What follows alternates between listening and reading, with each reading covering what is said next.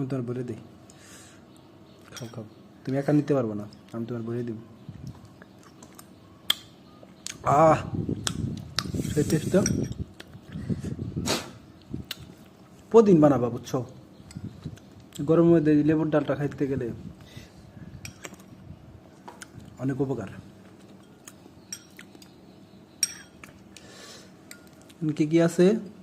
লবণ, পানি, লেবু, কাঁচামরিচ, ঠিক আছে না? কথা না গায়ে, লবণ, লেবু, কাঁচামরিচ, পানি, তোমার এই আর হলে পিঙ্ক সল্ট।